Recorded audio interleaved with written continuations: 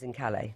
Yes, I believe it is. Why? What do you base that on? The draw for these migrants is a future, an economic future in the United Kingdom. They've gone all the way across Europe. They've obviously got in first off, either via Lesbos, the Mediterranean route. They've maybe come on the Balkan route.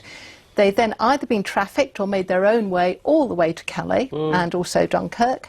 And they're there because they see an economic future in the United Kingdom. But what difference would it make if we weren't in the EU in terms of migrants trying to get over to the UK? And sorry, I'm not following your point. That's I'm trying to answer I mean, if we were out of the EU, migrants would still want to come to Britain. That wouldn't change. Absolutely. So well, why would it make it more difficult for them if we were outside the EU? What I would hope would have happened by now is that those individuals, instead of risking their lives, would actually apply through the lawful legal means to come to the United Kingdom.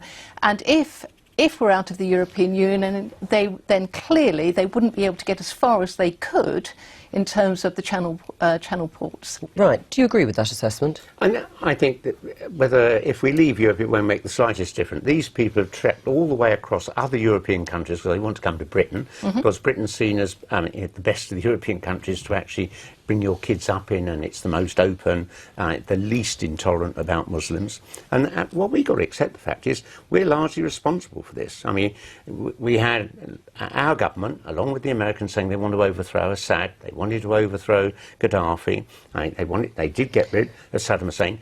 It's been catastrophic. I mean, frankly, it's worse off now if you're a Libyan or an Iraqi or a Syrian than it was before. Our interventions have been a disaster, so you and we've got to recognise Right, this. I mean, that's the foreign policy argument as you see it, obviously, for the cause of the wave of migration. And you're convinced that it wouldn't change. If Britain, on June the 24th, pulls out of the EU, these scenes will carry on unabated and people will still try and It might even get worse, because there'll be a lot of people in European governments saying, why should we be doing anything for Britain? They've just turned their back on us. Well, Ken, you know, I'm obviously going to disagree with you. They've got to Calais on the basis that they've managed to breach, if you like, the European frontiers. The Schengen system allows them then to get as far as they do.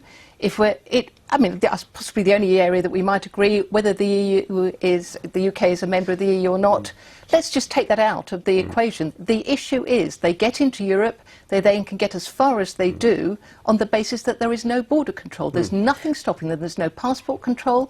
There's no means to actually But they'll still be able to do that even if we have left. We're not disagreeing. We're not disagreeing. Right, and that was the point I was trying to make. So materially, it won't really change the situation, will it? We're not part of Schengen anyway. And as you say, many of these migrants are wanting to just get to Britain to live and to work. They're not interested in the rest of Europe. And that really wouldn't change. No, but there's this cohort, obviously, that are so focused on getting to the United Kingdom that they're prepared to put themselves at that degree of risk.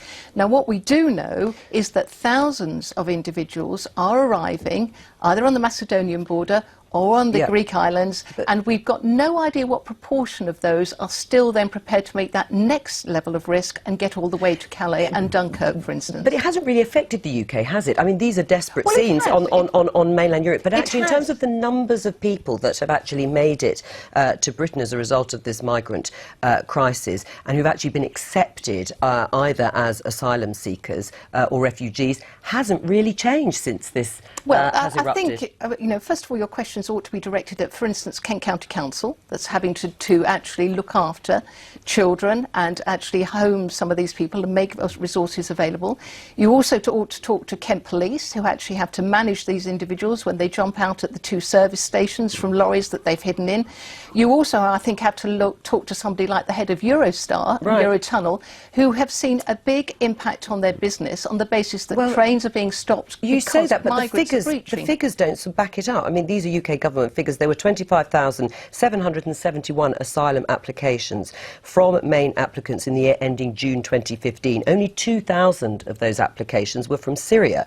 The number of applications remains low relative to the peak number of applications in 2002. And Joe, your issue there is with asylum seekers. We're not talking about asylum seekers. We're talking about individuals who a number of European heads of states have said these are economic migrants. We've had interviews, we've seen press coverage, we've heard individuals talking about the reason they want to get to the United Kingdom, nothing to do with asylum.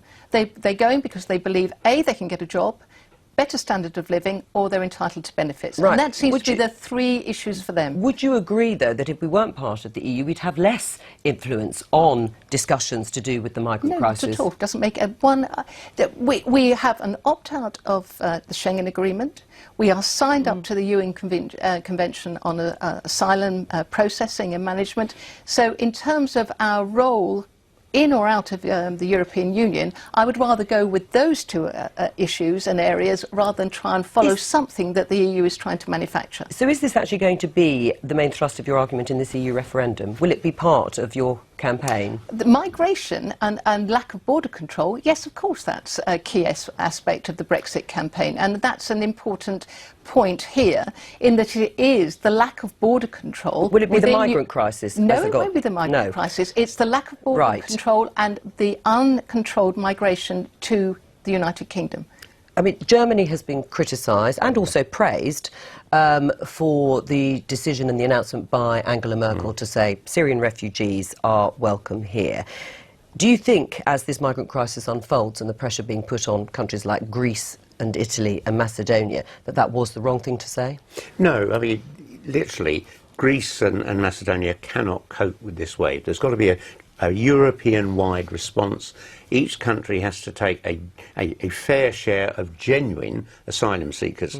I mean, the problem that worries UKIP most is that anybody in the other 27 European countries is free to come here. They're not asylum seekers. Asylum seekers are a minute part of the migration that's coming to Britain. Most of it is legally from the rest of Europe.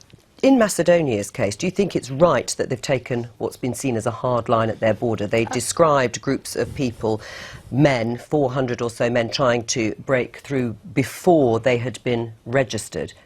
Is that the right way to go? I think it is. Macedonia happens to be one of 7 Schengen members that has temporarily, we'll put that in quotes, reintroduced border control.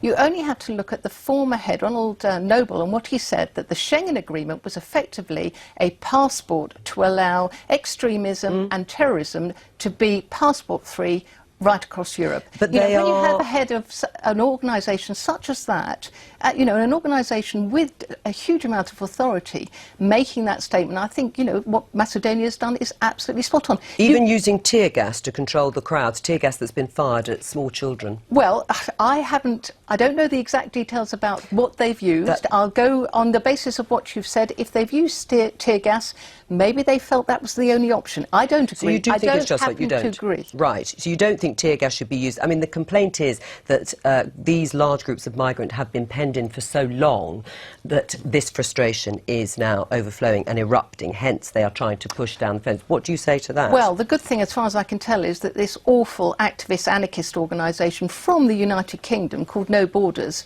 currently creating a lot of the trouble in the Calais camp, hasn't made it to Macedonia and some of the others, because quite frankly, the mayhem that they've managed to cause over the last few months in Calais, as an example, if they were to replicate that in Macedonia or Lesbos, well, goodness knows. And it's a very, very shameful reflection on the United Kingdom. Would you open the doors? Would you like to see the government welcoming large numbers of migrants in the way that Angela Merkel has done in Germany? I mean, I think there's a real problem that the pressure that we've got on jobs and on homes, unless the government is prepared to actually create more jobs and more homes, there'll be huge tensions. I mean, people out you there don't think it's a good idea? These migrants, whether they're asylum seekers or from other parts of Europe, they've taken our jobs and homes. The truth is, Labour and Tory governments haven't created enough jobs and homes. Sure, but now, where we are, would you say, let's take in 20,000, 30,000, 40,000 Syrian migrants or Iraqis or whatever? Well, I come from Brent.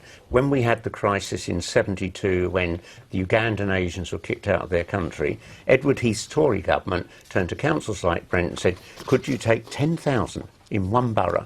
They gave financial support, they helped us build homes, it worked. What you can't do is just simply say, open the borders and let people come. If people are coming, you've got to plan. You've got to build the homes. You've got to make sure there are more jobs being created. And that's precisely the problem. We have got a system, as has been shown with last week's statistics. We can't control our borders, so we actually can't control the numbers coming, and we can't plan accordingly. No government, no responsible government should be constantly looking backwards and saying, hold on, our government policy is now going to be one of catch-up. which is currently what the situation is. Diane James, thank you. You didn't frankly have the balls to put country before party.